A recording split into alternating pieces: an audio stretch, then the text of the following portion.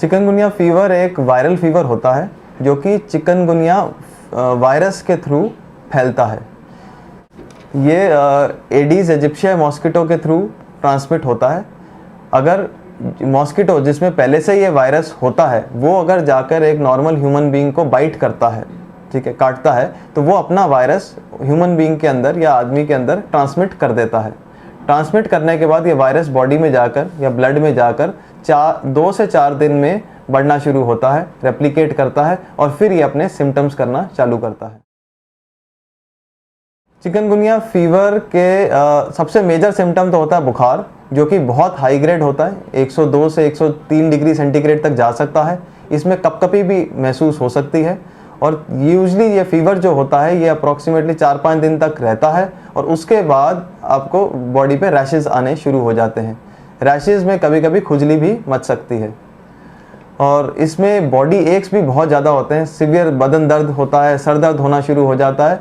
अब ये बदन दर्द और सर दर्द कुछ हफ्तों से लेकर कुछ महीनों तक रह सकता है और कई बार हमारे को ब्लीडिंग भी हो सकती है। ये ब्लीडिंग दांतों के थ्रू हो सकती है या आपके स्किन में हो सकती है या नाक के थ्रू हो सकती है। चिकनगुनिया फीवर को कंफर्म करने के लिए हमारे पास 2-3 टेस्ट अवेलेबल हैं। पहला टेस्ट होता है चिकनगुनिया पीसीआर। ये चिकनगुनिया पीसीआर पॉजिटिव आता है अगर पहले 7 दिन के अंदर मतलब आपको बुखार हुआ और पहले 7 दिन में अगर आप सोचते हैं कि चिकनगुनिया है और टेस्ट कराना चाहते हैं तो चिकनगुनिया पीसीआर कराना चाहिए। और अगर 7 दिन क्रॉस हो चुके हैं तो फिर हमें चिकनगुनिया का आईजीएम लेवल कराना चाहिए। ये कंफर्म कर देता है कि आपको चिकनगुनिया है या नहीं है। इसके साथ साथ आपको कंप्लीट ब्लड काउंट भी कराना चाहिए, जिसके अंदर कभी थोड़ा बहुत प्लेटलेट्स कम भी हमारे को दिखाई देते हैं। चिकनगुनिया फीवर का जो ट्रीटमेंट है बेसिकली बिल्कुल सपोर्टिव ट्रीटमेंट है। इसका मतलब कि इसके लिए अलग से कोई दवाई नहीं आती। बस अगर जैसे आपको बुखार हो रहा है, बदन दर्द हो रहा है, शरीर में दर्द हो रहा है, सर दर्द हो रहा है, तो आपको सिर्फ पैरासीटामोल, प्लेन पैरासीटामोल ही खानी चाहिए और कोई पेन किलर नहीं लेना चाहिए। बिकॉज इस बीमारी में ब्लीडिंग का रिस्क भी होता है, तो अगर आप पेन किलर खाना शुरू करते हैं तो आपके ब्लीडिंग का रिस्क बढ़ जाता है। सेकेंड कि आपको पानी बहुत पीना चाहिए, फ्लूइड्स बहुत लेना चाहिए। अब चाहे तो आप पानी ले लीजिए, कोई जूस पी लीजिए, दूध पी लीजिए, शिकंजी ले लीजिए, छाछ पी सकते हैं। ये सारी चीज़ें ज़्यादा लेनी है और साथ ही साथ रेस्ट भी एडिक्वेटली करना चाहिए।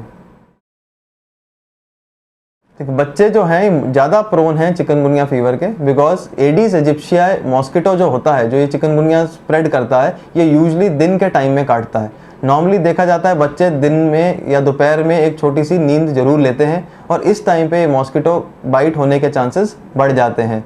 प्लस बड़ों में जैसे अगर मॉस्किटो काटने लगा तो आप उसको उड़ा सकते हैं, बट बच्चों में क्योंकि इनकी नींद बहुत डीप होती है तो अगर मॉस्किटो इनको काटता भी है तो ये उड़ा नहीं पाते। इसलिए बच्चों में मॉस्किटो बाइट बहुत कॉमन है। इसलिए जो चिकनगुनिया भी जो है बच्चों में ज़्यादा कॉमन है एज कम्पेयर टू अडल्ट।